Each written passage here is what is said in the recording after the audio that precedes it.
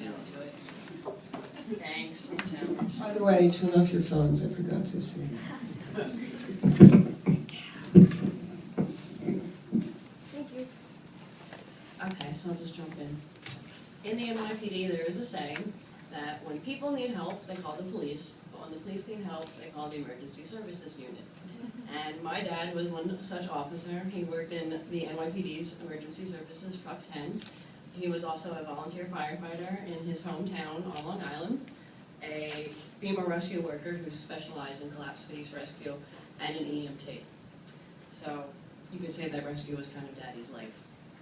When I was a little girl, Daddy was a very larger-than-life personality to me. He was a very tall man at like 6'3". He had really big hands. He used to say, "Hands like frying pans," when we played football. His hands were so big that I could only fit my hand around his ring finger and his pinky when we crossed the street. And he was like Superman to me. He was just this giant, like, Mighty Mouse figure that I loved so much in life. And he loved rescue work so much that his colleagues actually called him Captain Adrenaline at work. So when 9/11 actually occurred, I was 12 years old. I was in school. I was in my favorite class of the day in science. My favorite teacher, Miss Missy Agno, really, really bright, happy-faced lady. And the principal came in that day with a letter. And she walked over to Mrs. Missy Agno, and she said, you know, they had a conversation. And then I remember the smile on Miss Miss's face just disappearing, and her looking very serious all of a sudden, which was very unusual. She turns to the class and she says, "A plane has just hit the World Trade Center." And at 12, I was not too familiar with what the World Trade Center was. I thought the Twin Towers and World Trade were two different buildings. But all I remember thinking was, well, two things. First of all, this was a very strange accident. How does something like a plane hit something that's 110 stories high? And the second thing I thought was, oh, surely Daddy's going. Because of his capacity as an ESU officer and a FEMA rescue worker, Daddy had gone to the 1993 bombing of World Trade, and had also gone to the 95 bombing in Oklahoma City. So I knew he would be going, I was sure of it. But I thought he'd go, and he'd help out and do his rescue, and he'd come home like he always does. So that was around 8:45, 8:50 in the morning when we got the news. Did not hear anything for the rest of the day. Teachers refused to turn the televisions on. All I had heard was one plane hit the World Trade Center. Come lunch. I go to my lunch table, and there's a girl I know who's sitting at the very far end of the table, and she is hysterically crying. She has snot coming down her face is red, she is just hysterical. And I don't even really care for her that much, you know, we are not friends, we're not somebody, you know, we didn't even speak that much, but seeing her so upset and just so scared for her dad, because he worked on the 104th floor, the North Tower for Cannon Fitzgerald, really upset me, and I felt really awful. So I went to her and I said, "Don't worry, Mary Ellen, people like my dad are coming, no one's gonna leave them alone, someone's gonna come get them and get them out, it'll be okay." I really believed it. I was sure that everything would be fine, like it always was. So I got home around like 2:30 in the afternoon, and that was the first time I actually saw the attacks, because I got to turn on the television to see what Miss Missy Agno would not let us see. And growing up in a rescue household, I was a little used to things like this. I was aware of Oklahoma City, so I remember watching it fascinated, not too worried, yeah, really. Just watching the paper fall down like confetti. And I wasn't even really listening to what the reporters were saying. I was just so mesmerized by what was on the television that, you know, it didn't really occur to me that this was all post, you know, this had already happened. And it also didn't occur to me that while I was watching the South Tower fall down and collapse, I was watching Daddy die. And when the North Tower collapsed not too long after, that was when Uncle Peter, my uncle, and my father's brother died as well. So, you know, we had no idea. And then you fast forward maybe a week later, and we were at home, my brother and I, and my mother got a phone call that she went outside to take.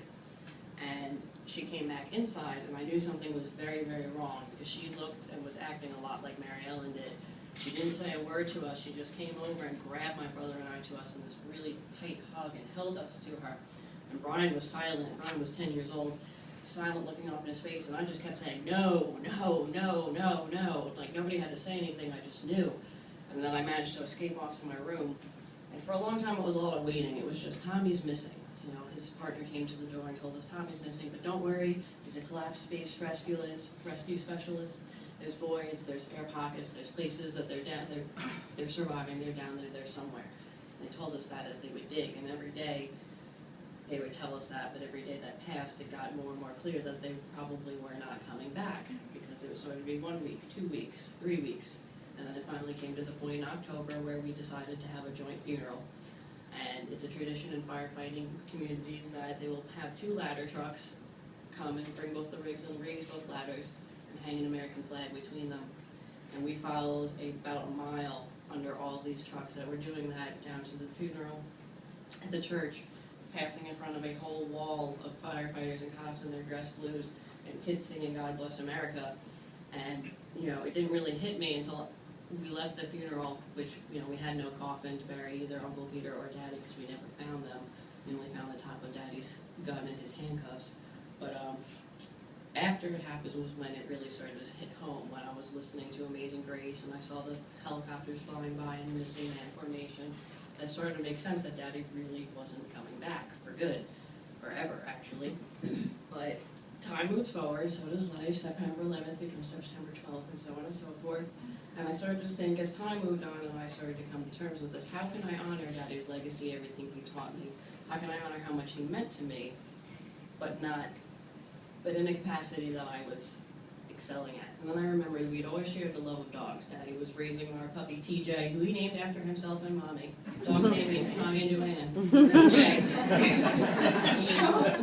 So I thought to myself, well, there's TJ, and he raised TJ and taught me along TJ, and I love dogs. So I said to myself, why don't I become a dog trainer? And then I found out about this great school where you can train service dogs.